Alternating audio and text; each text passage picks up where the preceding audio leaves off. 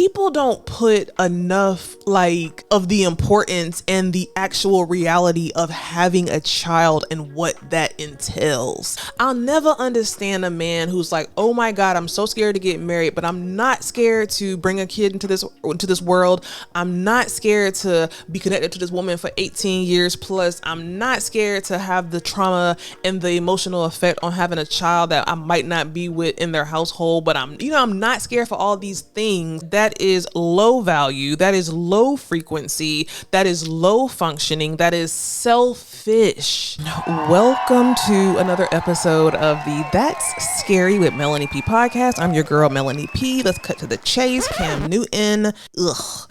So we talked a little bit about the Cam Newton situation on my live show last Thursday, and I really didn't want to get into it. It was very much giving low energy, low frequency. I didn't want to talk about it, but it is what it is.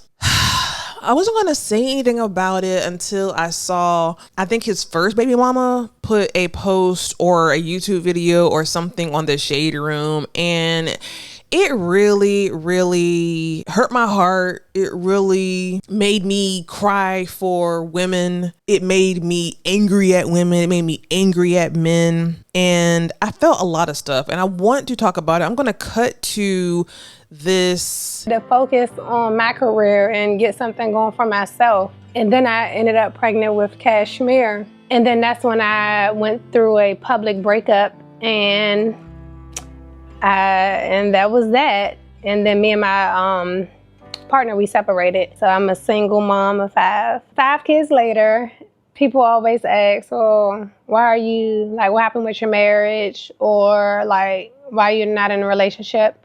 And I always say I was never married, but the relationship, I thought it was going towards marriage. And then my partner at the time had an outside baby.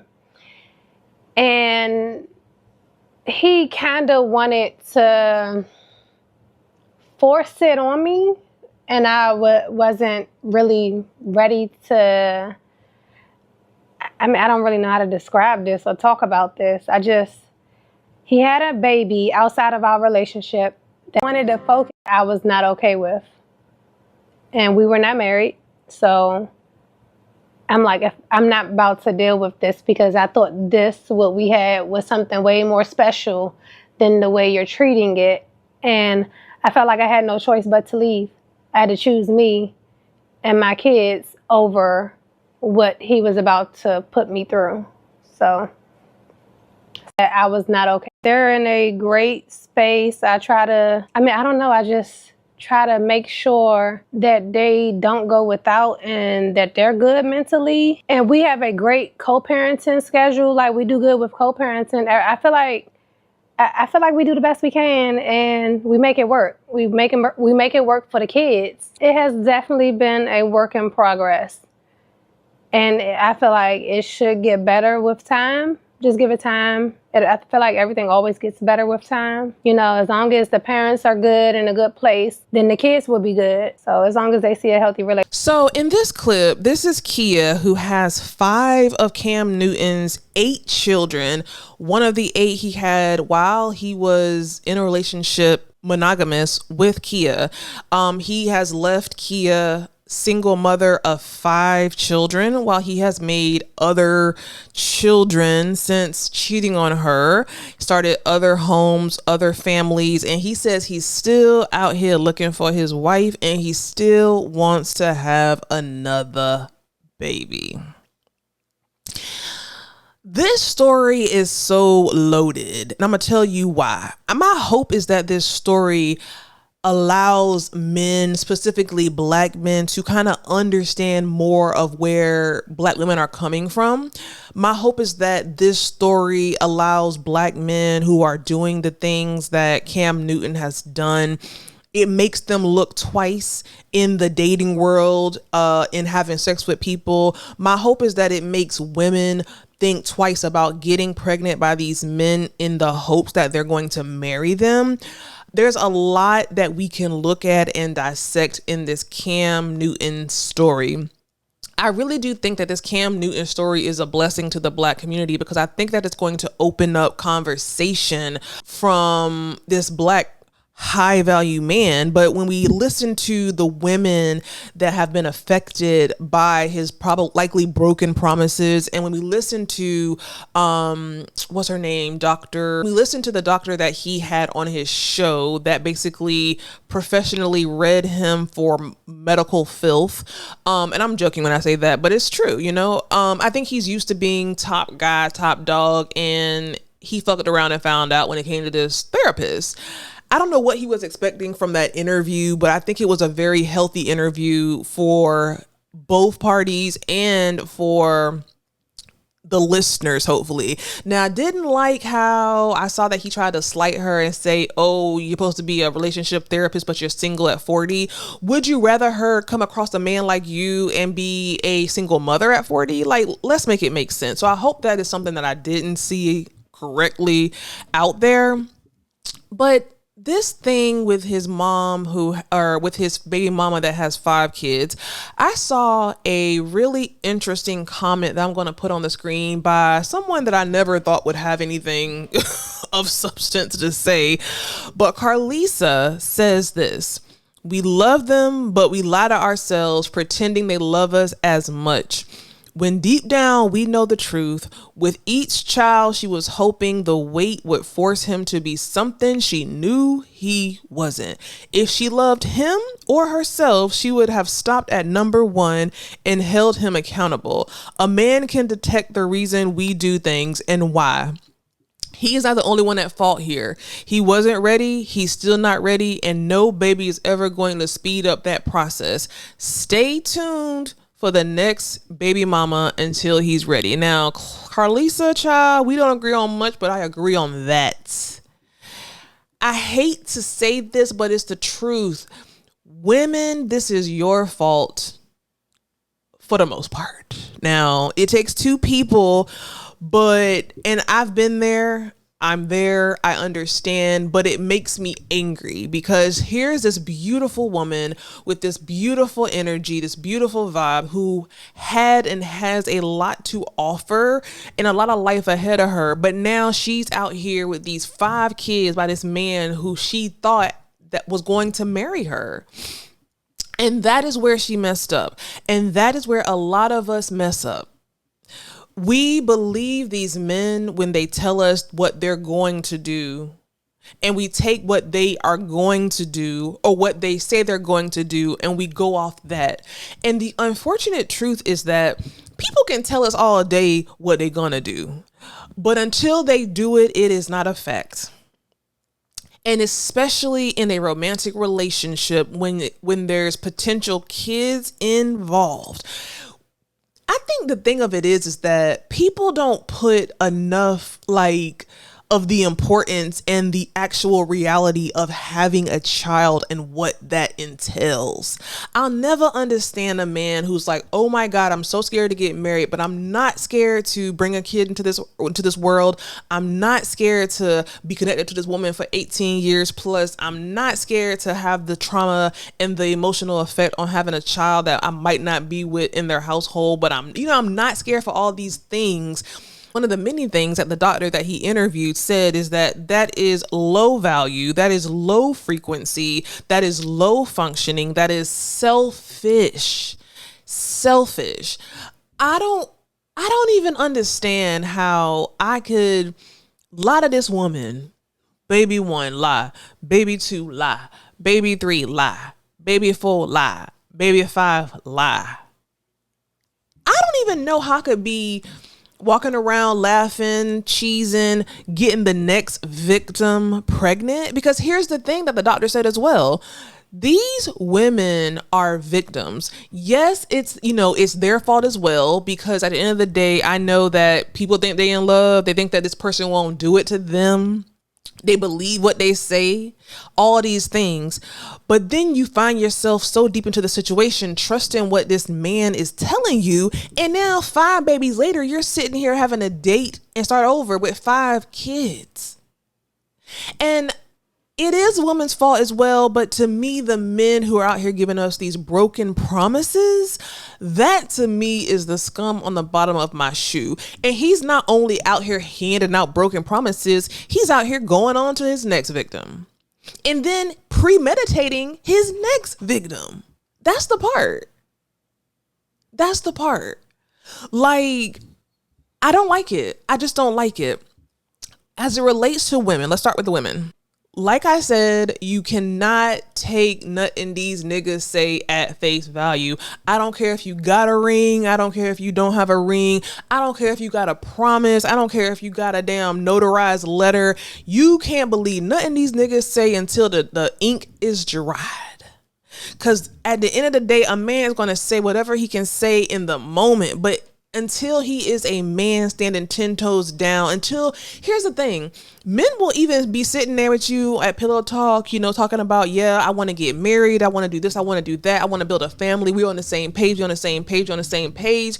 Then women be so dumb. And like Carlisa said, we hope and believe in what these men are telling us. And we make decisions based off love and not off of our brain. And here's the thing, this shit sounds so easy, but it is easy. Actually, it is easy, but it's also hard because, you want to love. Love is such a powerful, powerful, powerful thing. But one thing that I am being very intentional about with my daughters is raising them to understand that love is great, bitch, but don't not use your brain. Communication is one of your strongest skills and one of your strongest powers. And you can't let these men pull the okie doke on you. And unfortunately, I feel like Kia let Cam Newton pull the okie doke on her. And here's the thing. Cam Newton is rich, so I'm certain that these kids and Kia are living great. But I have to say, if I could live great with 5 kids or live mediocre with 0 or 1, I would prefer mediocre. Like, what he's doing out here is premeditated and it's not right. And I think that all I can say is give the props to that doctor that he had on his own podcast, because she, with the most grace and the most feminine energy, put it out there, point blank, period. I will want everybody to go out there, especially black men, to go out there and see that video, because it really should help you understand the plight of the black woman. We want to believe what these black men are saying so bad. We want these black, beautiful families, but then it's men out here like Cam Newton and Nick Cannon that's just out here spreading seed. You get a baby, you get a baby, you get a baby, you get a broken home, you get a broken home. You're a victim, and it's not right. And it's fucked up. And I feel like I want to hear more black men holding his ass to the fire. For him to say that he's still looking for his wife and his next baby mama, that is disgusting. And that's something that he shouldn't even feel comfortable to say. Like, he should be embarrassed and he should feel ashamed. And he did feel ashamed and he did feel embarrassed, which is why he likely put that shady comment about the doctor not having a man at 40. Like, you ain't got no right, no space to throw shade at nobody with all the victims you got out here. You ain't got no right. You ain't got no right. Like I say with every podcast, my big hope is that this divisiveness, this anti-family, this broken home situation that we find ourselves in a lot nowadays, that shit becomes the not popular. I want to read some of these comments because these are some very interesting and introspective comments under this post in the Shade Room. I like him as an athlete. His podcast is entertaining, but damn, homie, each day you sound broken and lame. And that's by a man. She didn't want to say anything bad and watched her words. He hurt that lady. Oh my God. He hurt that lady.